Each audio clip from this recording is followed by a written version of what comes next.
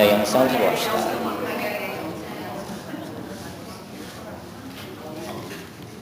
근데 광야 영성이 뭔가요? 자, 광야의 영성이란 광야와 같은 인생 가운데 하나님을 만나는 것이 광야의 영성입니다. 광야와 같은 힘든 인생을 살아가면서 내가 왜 이 땅에 왔는지, 내가 무엇 때문에 살아가는지, 내가 살아야 되는지 죽어야 되는지 고통하면서 눈물 흘릴 때 나에게 들려주시는 주님의 음성을 듣는 영성, 그걸 광야의 영성이라고 합니다. 내가 이 땅에 존재해야 될 이유, 하나님이 나를 부르신 그 구체적인 콜링, 내가 이 땅에서 감당해야 될 데스티니, 미션, 사명이 무언가를 정확하게 깨닫고 순종하며 살아가는 것을 광야의 영성이라고 부릅니다. 오늘은 그 세례 요한의 광야의 영성을 함께 묵상하도록 하겠습니다. 여러분, 하늘의 문이 닫혀 있었던 때가 몇 번 있었는데 여러 번 있었어요. 근데 그 중에 하나가 구약의 선지자 말라기의 이 성경 말씀이 기록되고 신약 시대가 열리기 전 예수님이 이 땅에 성육신 하신 그 사건 중간에 하늘문이 닫혀 있었습니다. 한 300~400년 정도. 그것을 신학교에서는 신구약 중간기다 이렇게 불러요.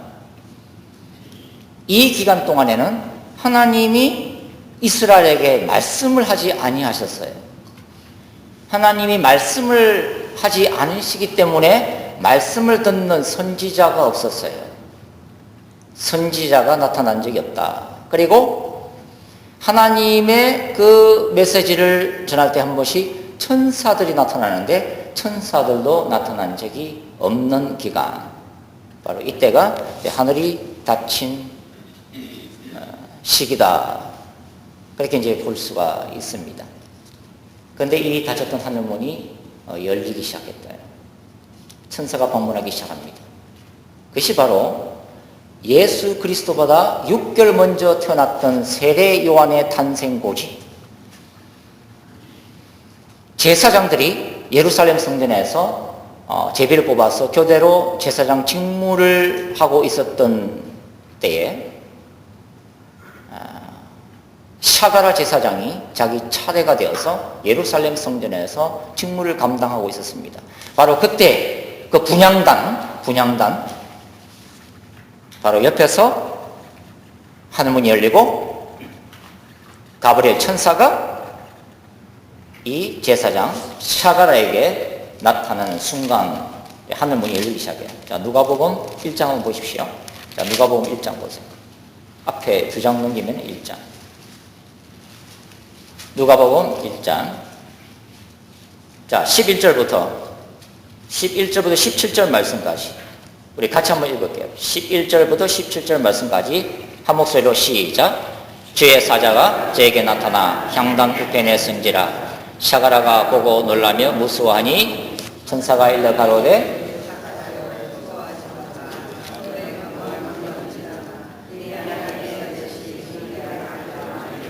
그 이름을 요한이라 하라. 너도 기뻐하고 즐거워할 것이요 많은 사람도 그의 남을 기뻐하리니 저가 주 앞에 큰 자가 되며 포도주나 소주를 마시지 아니하며 모태로부터 성령의 충만함을 입어 이스라엘 자손을 주 곧 저의 하나님께로 많이 들어오게 하겠습니다.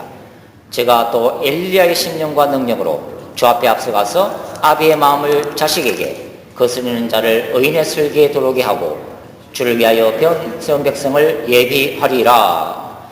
자, 이 천사 가브리엘이 세례 요한이 태어날 것이고 세례 요한이 어떠한 부르심과 사명을 감당할지를 구체적으로 예언해 주시는 말씀이 바로 이 말씀이에요. 하나님의 예언이 세례 요한의 아버지 제사장 샤가랴에게 임했다 하는 것입니다. 그리고 세례 요한이 이 땅에 예수님보다 6개월 먼저 태어나신다. 태어나셨다는 것입니다. 이 예언의 말씀이 나중에 그 샤가라가 성령의 충만함을 받고 한 번 더 예언하는데 그 말씀이 우리가 오늘 읽었던 그 본문이에요. 이것은 샤가라가 직접 성령의 충만함을 입어서 자기 아들 세례 요한에 대해서 예언한 말씀이 오늘 본문이라고 하는 것입니다. 하나님이 세례 요한을 보내실 때에 미리 말씀하셨어요. 그것은 세례 요한의 부르심과 사명이 이미 태어나기도 전에 정해져 있다 하는 것을 얘기합니다. 이것을 신적인 부르심이다. Divine Calling이라고 불러요. 이 자리에 앉아있는 저와 여러분도 부르심을 받습니다. 콜링을 받습니다. 그리고 콜링이 임하면 데스티니가 뒤따릅니다. 사명이죠. 우리가 이 땅에서 감당해야 될 사명이 다 있다는 것입니다. 우리가 때로는 힘든 삶 가운데 절망하고 힘들어하는 이유는 내 인생의 목적, 주께서 나를 통해서 이루시고자 하는 그 구체적인 사명을 모르기 때문입니다. 그러나 이 사명이 구체적으로 우리의 삶 가운데 이루어지기 위해서는 내 사명이 뭔가를 알기 위해서 하나님과의 만남이 이루어져야 합니다. 그래서 하나님을 만나서 그 사명이 뭔가를 컨펌해야 된다. 확인해야 된다는 거죠. 그리고 그 부르심에 우리가 응답해야 하는 과정이 남아있다고 하는 것입니다. 우리는 세례 요한이 언제 유다 광야로 나갔는지 모릅니다. 원래 세례 요한이 부름받은 육신적 자리가 있었어요. 그게 바로 제사장입니다. 왜냐하면 이 당시는 아버지가 제사장이면 아들도 자동적으로 제사장직을 승계받습니다. 세습제예요. 그러니까 아버지 샤가라가 제사장이니까 아들 세례 요한도 당연히 예루살렘 성전을 섬기는 제사장이 되어야 합니다. 그런데 세례 요한은 선지자로 부름을 받습니다. 제사장은 굉장히 팽탄한 자리예요. 예루살렘 성전에서 제사 업무를 하면서 성직을 수행하는 자리입니다. 그리고 많은 유대인들로부터 존경을 받았던 자리, 괜찮은 자리예요. 제사장 잘하다가 대제사장이 되면 예수님 당시의 대제사장은 굉장히 많은 재산을 소유하고 있었습니다. 괜찮은 자리예요. 팽탄한 자리예요. 출세길입니다. 그러나 선지자는 아니에요. 선지자는요, 굉장히 힘든 사명입니다. 고독한 자리입니다. 사람들이 그렇게 좋아하지 않는, 왜냐하면 하나님의 말씀을, 하늘의 음성을 사람의 눈치를 보지 않고 전해야 되기 때문에 때로는 핍박받고 박해받고 어떤 때는 죽음까지 당하는 자리가 바로 선지자의 자리였다 하는 것입니다. 세례 요한이 광야에 가서 오늘 성경 보면 80절, 누가복음 1장 80절, 아이가 자라며 심령이 강하여지며 언제까지 빈들이 있었어요? 이스라엘에게 나타나는 날까지 빈들에 있으니라. 이스라엘에 나타나는 날까지 빈들에 있으니라. 하나님의 구체적인 사명이 임하기 전까지 세례 요한은 빈들에 있었다. 광야에 있었다 하는 것입니다. 세례 요한이 광야에서 뭐 했을까요? 세례 요한이 광야에서 도대체 뭘 생각하면서 어떻게 살았을까요? 찬이슬이 내리는 그 새벽에 세례 요한이 그 찬이슬을 빈들에서 맞으면서 뭘 기도하고 있었을까요? 한낮에 유대 광야에서 내리쬐는 그 뜨거운 햇빛은 베이커스필드 나시 오피스텔, 그 떼약빛에서 그 메마른 먼지를 들이마시면서 세례 요한이 무슨 생각을 하고 있었을까? 해가 저물면 동굴을 찾아서 그 동굴 속에서 차가운 그 밤의 냉기를 느끼면서 세례 요한이 엎드려서 뭘 기도했을까? 저 멀리서 들리는 들림성의 울음소리를 들으면서 세례 요한이 뭘 생각하고 뭘 느꼈을까 하는 것입니다. 지금 이 순간도 굉장히 힘들어하는 분들이 있을 것입니다. 어떤 분은요, 오늘 내가 살아야 될지 말아야 될지, 살 것이냐 자살이냐, 이걸 심각하게 고려하는 사람들도 있습니다. 걸어가는 인생길이 도대체 보이지 않기 때문에 너무 절망이 돼서 끝이 없어요. 가도 걸어가도 광야가 끝날 가능성이 보이지 않기 때문에, 그 무거운 짐 때문에 차라리 죽고 싶다. 목회에 지친 어떤 사모님이 그런 얘기를 하더라고요. 주님이 빨리 왔으면 좋겠어요. 그래서 재림신앙으로 무장되어 있구나 이분은. 근데 그게 아니라 목회하기가 싫으니까, 목회하는 게 죽을 맛이니까, 너무 힘드니까 빨리 주님이 빨리 재림하셔가지고 끝냈으면 좋겠다 뭐.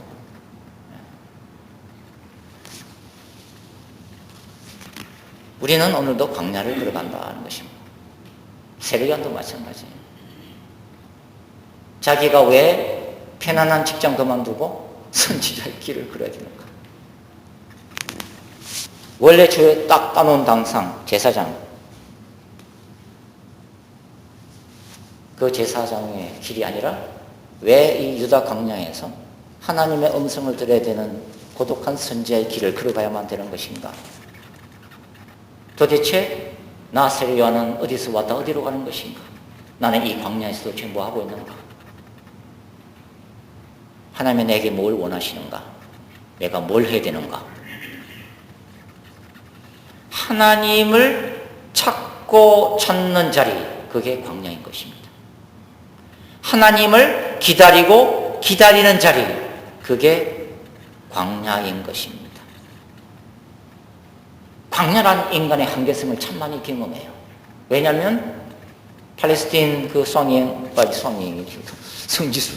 성지순례 하신 분들은 아시겠지만 광야에서 뭘 먹고 뭘 마시겠습니까?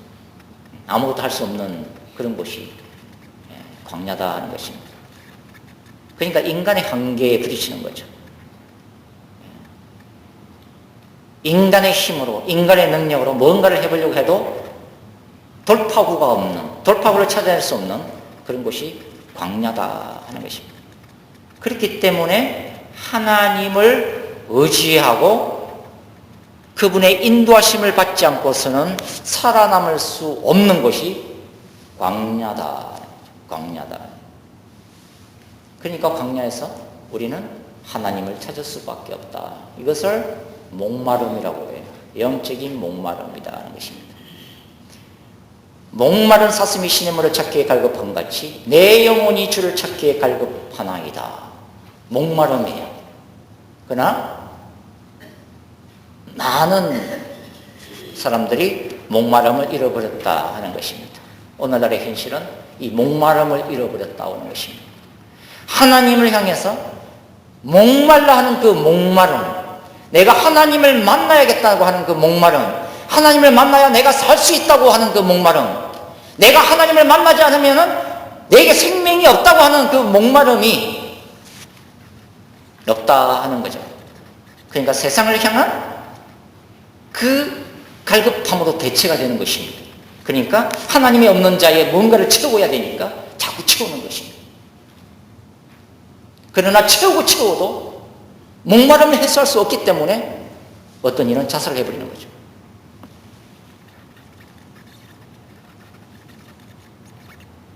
광야에서 하나님의 음성 듣기, 이게 세례 요한이 했어야만 했던 일이에요. 세례 요한은 그 광야에서 두루마리 성경, 당신은 두루마리죠. 뚜뚫마는 두루마리예요. 성경을 펴놓고서 계속 하나님의 말씀을 읽고 엎드려서 기도합니다. 그러던 어느 날 하나님이 세례 요한을 찾아오세요.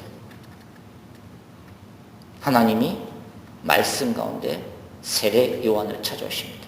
God's visitation, 하나님의 방문이에요. 세례 요한을 향하는 하나님의 방문. 자, 누가복음 3장 보세요. 누가복음 3장. 누가복음 3장 1절부터 2절까지 1, 2절만 읽어볼게요. 누가복음 3장 1절과 2절 시작. 디베로 가이사가 위에 있은 지 15해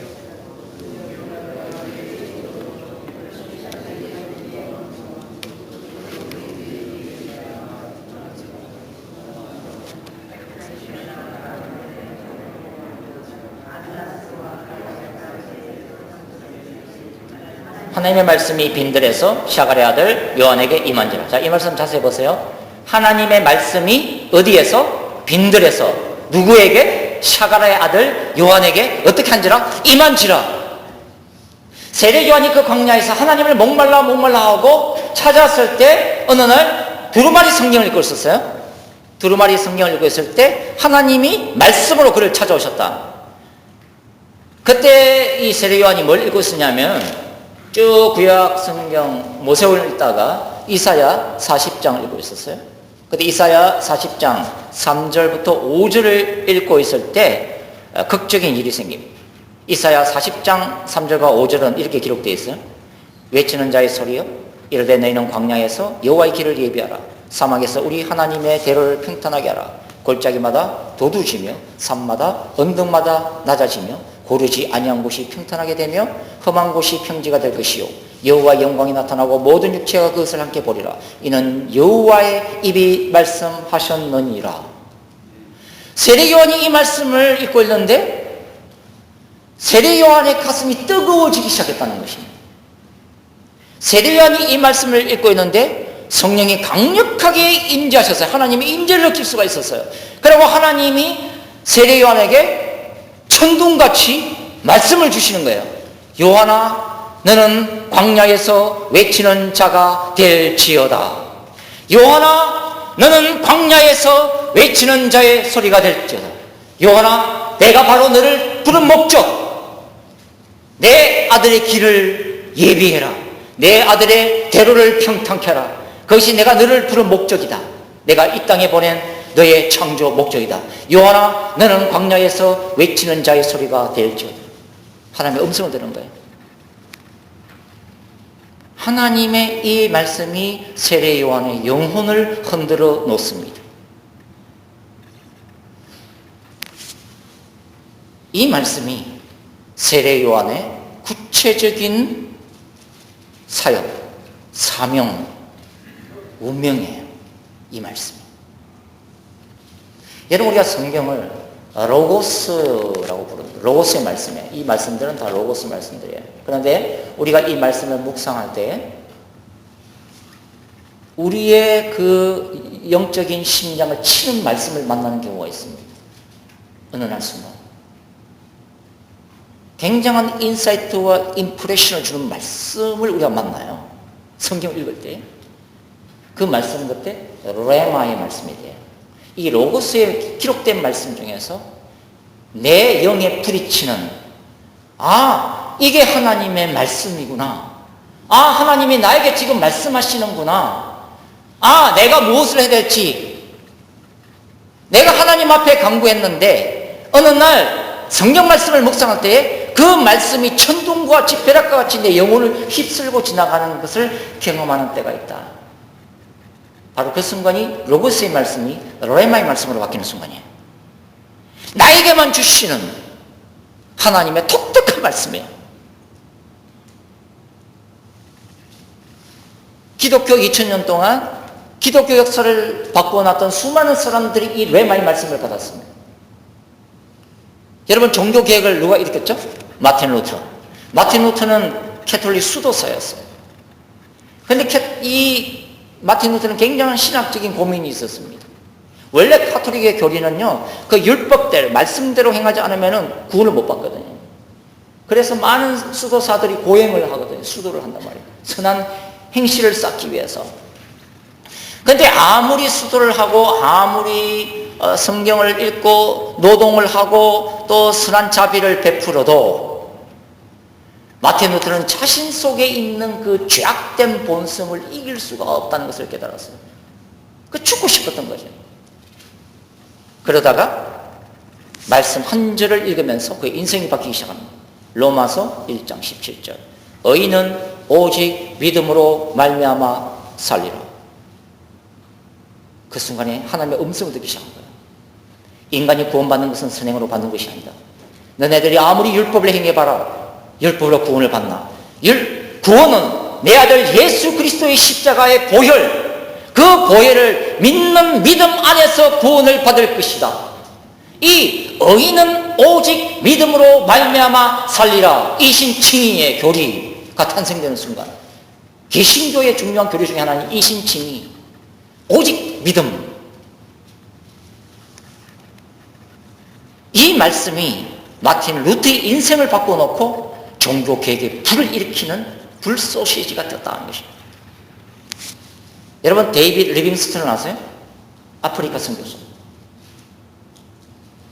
데이빗 리빙스턴이 어느 날 성경을 읽다가 말씀을 읽다가 말씀에 끄부려졌어요.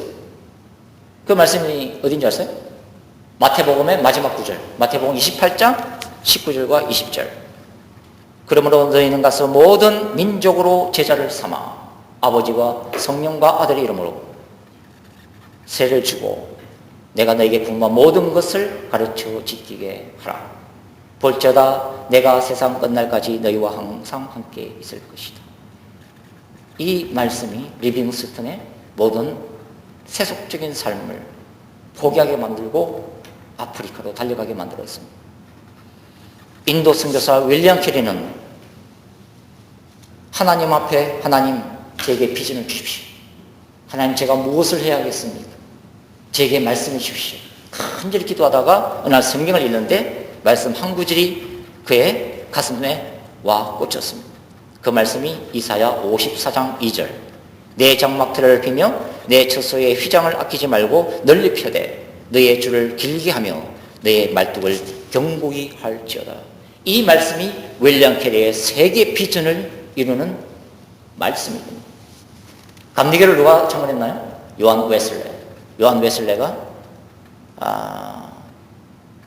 예수 믿는 열정이 떨어지고 신앙생활이 냉랭해질 때 어느 날 1738년 5월 24일 길을 가다가 어느 누군가가 큰 소리로 뭘 읽고 있었냐면 마틴 루트가 지은 로마서 주석, 로마서 주석의 서문을 낭독하고 있었습니다.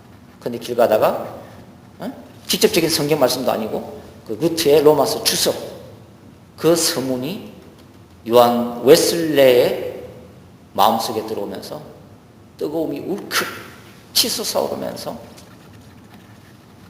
열정을 회복하는 영적 체험을 하게 된다. 기독교 서점에 가시면 책이 한 권 있는데 그 책 중에 하나가 하나님 더 크게 말씀해 주세요. 스티브 슐츠가 지은 책.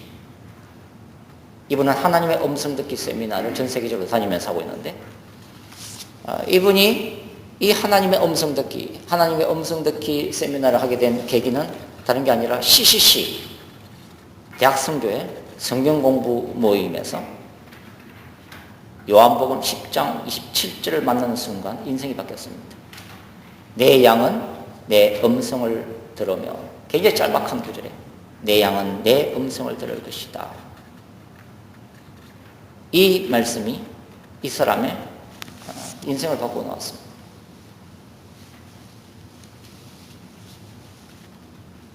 여러분, 힘들고 지칠 때 엎드려서 기도하십시오. 그리고 하나님의 음성을 들려달라고 기도하십시오.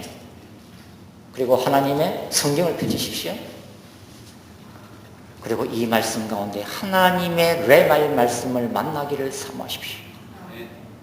때로는요, 기도해도 응답이 없고 때로는 기도해도 아무 일도 일어나지 않는 광야를 걸어갈지라도 그럼에도 불구하고 우리가 살아날 길은 하나님 앞에 엎드리는 길밖에 없어요.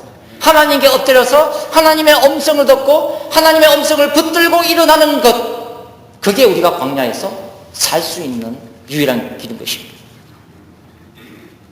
세례요한이 광야에서 얼마나 하나님을 생생하게 만났으면 그 다음에 그의 설교 사역이 완전히 바뀝니다. 광야에서 이사야 40장에 있는 이 말씀, 이 자신을 부르신 하나님의 음성이라는 것을 얼마나 이 사람이 확신했으면 그가 요단 강가에서 설교할 때 대제사장, 서기관과 바리새인, 로마 군병 어느 누구도 어느 권력자의 눈치를 보지 않고 회개하라는 그 메시지를 담대하게 선포하게 됩니다. 여러분 요한복음 한번 보세요. 요한복음 1장. 자, 누가복음 뒤에가 요한복음이잖아요. 요한복음 1장 한번 보세요. 요한복음 1장 다 펼치시고요. 요한복음 1장 한번 보세요. 19절 요한복음 1장 19절.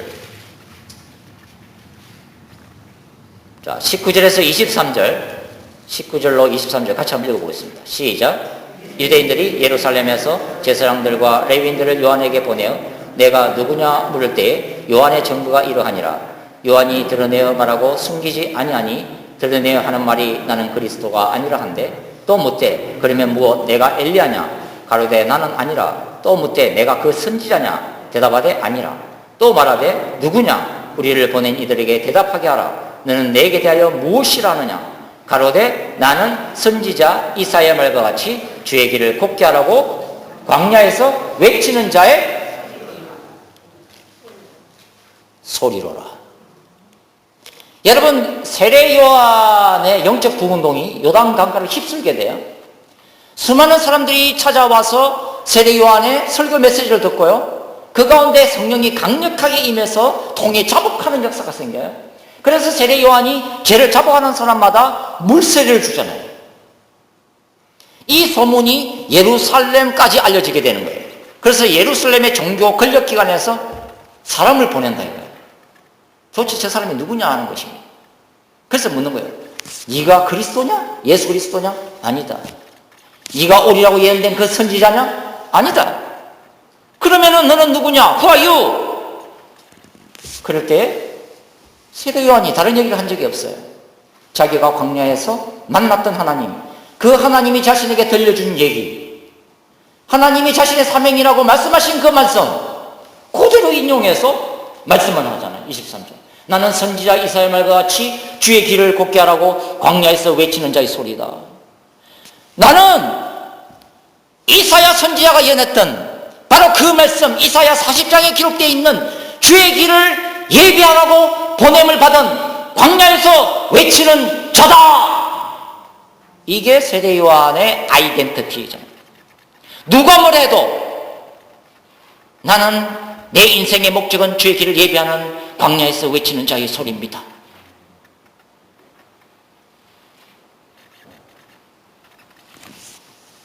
우리가 이런 음성을 듣고 있느냐 하는 것입니다. 당신은 누굽니까? 잘 모르겠습니다. 당신은 왜 사십니까? 잘 모르겠습니다. 그게 크리스천들의 아이덴티티냐 하는 것입니다. 그게 아니다. 하나님이 나를 쓰시고자 하는 곳이 있고 하나님이 나를 부르신 목적이 있고 나를 통해서 이루어져 하는 일이 있는데 그것이 엄청나게 큰 일이든 작은 일이든 무슨 일인가가 중요한 게 아니라 하나님이 나를 보내신 곳이 있고 하나님이 나를 통해서 이루시고자 하는 그 일이 있다는 것이 중요한 것입니다. 그리고 그 일이 뭔가 하는 것을 아는 것이 중요한 것이고 나의 사명이라고 내가 확신하는 그 일에 내가 목숨을 바치다가 죽는 것이 중요하다는 것입니다.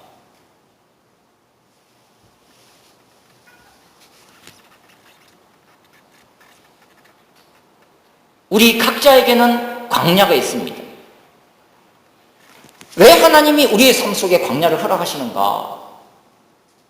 그 이유 중에 하나는 하나님을 만날 수 있도록, 만나도록 갈급함을 집어넣는 것입니다. 수많은 성경 인물들이 광야에서 몸부림을 쳤습니다. 누구는 그것을 연단의 불과 같은 광야라고 부르기도 했다는 것입니다. 여러분 엘리야를 보세요. 엘리야도 인생의 광야를 경험하는데 첫 번째가 그리 시냇가였어요. 그리 시냇가에서 생활하는데 엘리야가 할 수 있는 게 아무것도 없었어요. 근데 엘리야를 먹기 위해서 하나님이 까마귀를 보내신다는 것입니다. 그래서 아침, 저녁, 하루에 2번 까마귀가 날아오잖아요. 근데 엘리야가 여기서 뭘 훈련받나 하면요. 아침에 까마귀가 날아왔어요. 굉장히 이게 잡식성인데 까마귀가 자기도 안 먹고 그걸 엘리야를 위해서 사람을 위해서 물고 오는 자체가 기적이잖아요. 아침에 날아왔어요. 그러면은 중요한 것은 오후에도 날아올까 하는 것입니다. 근데 오후에 보면 또 날아오는 거예요. 그럼 엘리야가 잠을 잘 때 오늘은 날라왔는데 내일 아침에는 날라올까? 근데 아침에도 날라와요. 그러면은 오늘 오후에도 역시 올까? 근데 또 오는 것입니다. 이게 한 달, 두 달, 세 달, 네 달 계속되는 거예요. 그런데 날씨가 좋을 때는 보세요. 까마귀가 날라온다 치고 비가 내리는 거예요. 그날은 비가 주룩주룩 비가 내리는 거예요. 그러니까 비가 내리면 어떤 생각이 들겠어요? 날씨가 화창할 때는 까마귀도 기분이 좋아서 오지만 날씨가 우중충하거나 비가 내리면 까마귀가 오겠습니까? 안 오지. 자기 둥지로 가지. 그렇잖아요? 그런데 비가 옴에도 불구하고 까마귀가 왔을까요? 안 왔을까요? 왔겠죠. 네? 그러면 하나님이 엘리야에게 뭘 훈련시키신 거예요? 신실하신 하나님이에요. 하나님이 말씀하시면 반드시 지킨다. 너네들의 상황이 어떠든지, 너네들의 상황이 어떤 상황이든지 관계없이 내가 말씀했으면 말씀을 내가 반드시 지킨다. 그 신실하신 하나님을 훈련시키신 거예요. 그 훈련이 끝나니까 그 다음에 어디로 가요? 사르밧 과부 집에 가죠. 그 사르밧 과부 집에 가서 뭐 통에 가루가 떨어지지 않고 기름이 떨어지지 않는 역사들을 맛보잖아요. 기적을 일으키시는 하나님, 무에서 유를 창조하시는 하나님, 아무도 없는데도 불구하고 뭔가를 만들어내신 하나님을 만나잖아요. 그러다 사르밧 과부의 아들이 죽어버려요. 그러니까 사르밧 과부가 당신이 나를 우리 자식을 죽이려고 왔나이까 막 큰 소리 나잖아요. 참 힘든 순간을 엘리야가 보냈어요. 그 양반도. 그런데 하나님이 기도해라. 기도하면 내가 그 아들을 살릴 것이다. 그래서 그 죽은 아들을 간절히 기도할 때 죽은 아들이 살아요.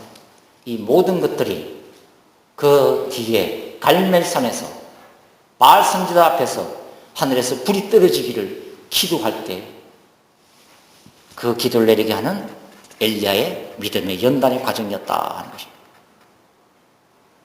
여러분 요셉 보세요. 보디발의 감옥에 갇힙니다.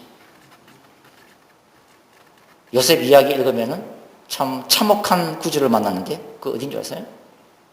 요셉이 감옥에서 그 술 맡은 관원장을 예언을 해주잖아요. 꿈을 해석해 주는데 당신이 나가면 관직을 회복할 것이다. 그러면 바로를 만나서 얘기 좀 해달라. 나는 죄가 없다. 내 마음에서 오는 이 옥에서 나가는 거다. 감옥에서 나가는 거다. 그런 거예요.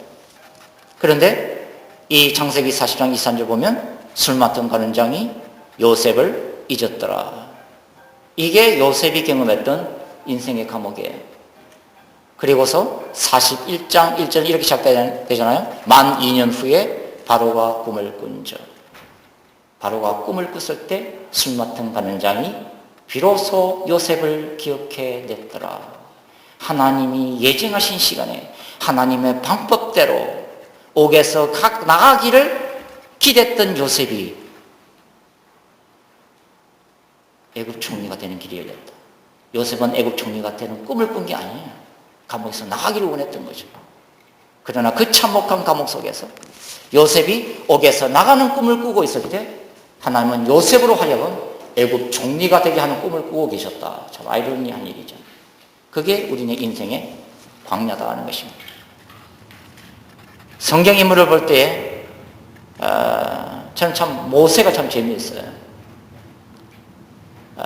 인생의 연단 가운데 가장 많은 세월을 연단받은 사람이 바로 모세입니다. 몇십 년? 40년. 40년 훈련받아요. 40년 동안 이집트 왕자로 지내다가 미디안 광야에서 40년을 보냅니다. 그리고 나머지 40년을 출애굽 사역, 이스라엘 백성들을 인도해내는 사역을 40년을 감당합니다. 그러니까 모세는 인생의 마지막 40년 가나안 땅으로 인도하는 이 사역을 위해서 80년을 준비되고 훈련을 받습니다. 미디안 광야 40년 처가살이 하면서 아침이면 양떼를 몰고 나가서 저녁이면 양떼를 몰고 들어오는 그 단순하기 짝이 없는 일을 10년도 아니고 20년도 아니고 30년도 아니고 40년을 합니다. 모세가 미디안 광야에서 그 40년 동안 어떻게 생활했을까요? 저는 제 개인적으로 그런 생각을 해보는 거예요. 모세가 처음 40대 첫 10년 동안에 뭘 이 양반이 생각하면서 양떼들 치고 있었을까? 저는 그 모세 속에 넣은 분노라고 생각해요. 하나님을 향한 분노. 하나님, 제가 이집트 왕자인 제가 왜 이 미디안 광야에 와서 처가살이 하면서 이 양떼나 치고 앉아 있습니까? 제 인생이 이게 뭡니까? 그러려고 저를 갖다 이 땅에 태어나게 하셨습니까? 주님이 꾸시는 꿈이 그겁니까? 개차반이 되는 꿈? 양치기가 되는 꿈? 그겁니까? 그런 세월을 10년을 보냈을 거라는 생각. 근데 10년이 지나도 아무 변화가 없어요. 그 다음 50대 또 10년이 시작되는 거예요. 그때는 모세가 좀 회개했을 거라고 생각하는 거예요. 하나님, 제가 곰곰이 10년을 보내보니까 참 제가 잘못한 게 많네요. 제가 나이 40대, 제가 교만해서 이집트 사람을 쳐 죽이고 이스라엘 백성들을 내 힘으로 구원하겠다고 제가 너무 교만했네요. 하나님을 몰랐네요. 하나님 용서해 주세요. 그런 세월 10년. 그 10년 지났을 때도 하나님은 나타나지 않아요. 그 다음 새로운 10년이 다시 시작됩니다. 그 10년 동안 모세가 참 하나님이 많이 갈급했을 거예요. 하나님, 제게 인생의 기회를 다시 주시오. 그러면 하나님의 영광만을 위해서 일하겠습니다. 그런 30년의 세월이 지나갔는데도 하나님은 나타나지 않아요. 마지막 40년째. 그때는 어떻게 버렸겠어요, 모세가? 잊혀진 세월이 마지막 40년입니다. 이집트 왕자, 모세가 이집트 왕자라는 사실을 알았던 이집트 사람들도 세상을 떠나고, 한 사내가, 미디안 광야에서 양치기하는 한 사내가 이집트 왕자 출신이라는 그것을 아는 미디안 족속들의 내리에서도 모세란 이름은 사라지고, 모세조차도 자기가 이집트 왕자 때 배웠던 모든 고등학문과 용병술과 그 숱한 지혜와 지식조차도 내리에서 이제는 망각되어가는 세월, 세상으로부터 잊혀진 사람 모세, 그게 마지막 40년이에요.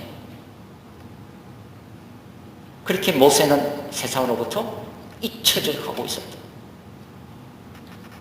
모세가 40년 동안 양떼들을 아침에 몰고 나가서 저녁에 몰고 들어오는 그 모습을, 그러나 한 분이 보고 계시다. 하나님이세요.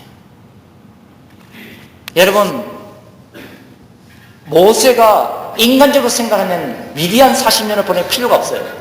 얼마든지 미디안 광야를 떠날 수도 있다는 거죠. 비전이 없는데, 희망이 없는 땅에서 뭐하고 있겠어요? 처가살이 하면서 양치기나 하고 있겠고. 근데 모세는 참 우직하게도 이 사내는 40년 동안 하나님이 적극적으로 개입하지 않는 한 그냥 아침부터 저녁까지 양치고 있습니다. 저는 이게 하나님이 하늘에서 모세를 보면서 40년 동안 모세가 변함없이 아침에 나갔다가 저녁에 들어오는 모습을 보면서 하나님 그렇게 생각하셨어요. 저런 모세라면 내가 앞으로 40년 동안 내 백성을 모세에게 맡겨도 잘 목회하겠다. 그 40년이 치워지고 가시떨기에 하나님이 나타났어요.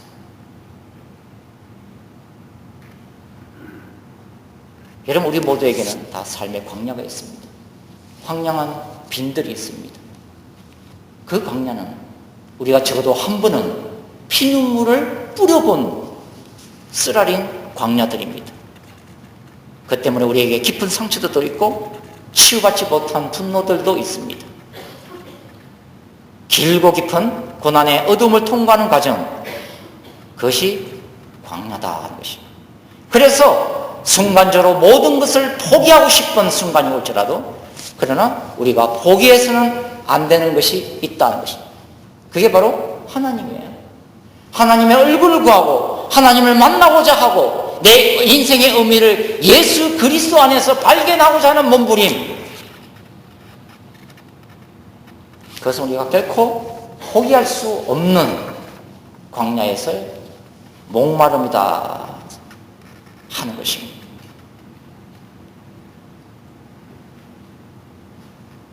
오늘도 걸어가는 이 광야에서 정말 저와 여러분이 주님의 음성 듣기를 축원합니다. 내가 어디서 왔는지, 내가 무엇을 해야 되는지, 하나님은 내 인생에 무엇을 원하는지, 내 남은 인생 동안 내가 무엇을 하다가 주님 앞에 서야 하는지, 그 고독한 광야에서 시간을 내서 하나님 앞에 엎드리는 시간, 그리고 하나님의 말씀을 펼치고 말씀을 통해서 말씀하시는 하나님의 말씀을 듣는 귀한 역사들. 그래서 누가 뭐래도 내 인생, my way, 다른 사람이 아니라 내만이 걸어갈 수 있는 그 길을 찾고